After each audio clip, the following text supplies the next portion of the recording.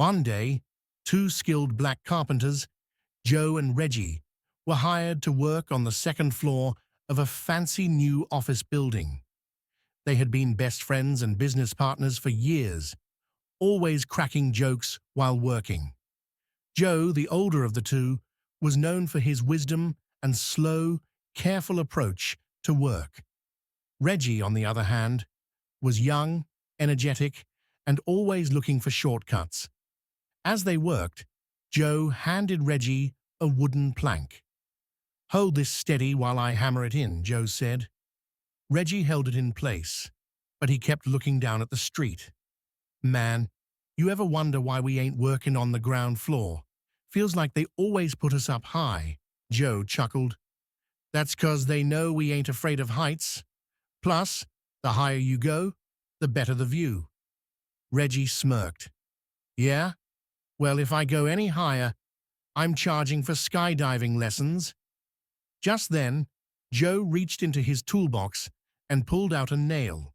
He looked at it, then threw it over his shoulder. He grabbed another one, hammered it in, then threw the next one away. Reggie watched, confused. "Hey man, why are you wasting good nails?" Joe shook his head. "These nails are defective. See, the heads are on the wrong end." Reggie slapped his forehead. "Joe, those ain't defective. They're for the other side of the building." Joe stared at him for a second, then burst out laughing.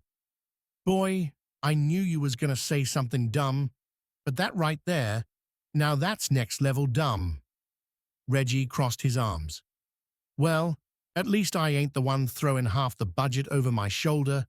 They kept working, laughing and teasing each other until lunchtime came. Reggie opened his lunchbox and sighed. "Man, I got a peanut butter sandwich again.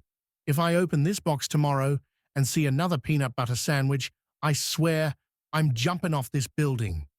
Joe just shook his head. "Then why don't you tell your wife to make something else?" Reggie groaned. "Joe, I make my own lunch." Joe laughed so hard he nearly fell off the scaffold. "Boy, you work with wood, but you ain't got a single plank of sense." And from that day on, Reggie never packed peanut butter sandwiches again.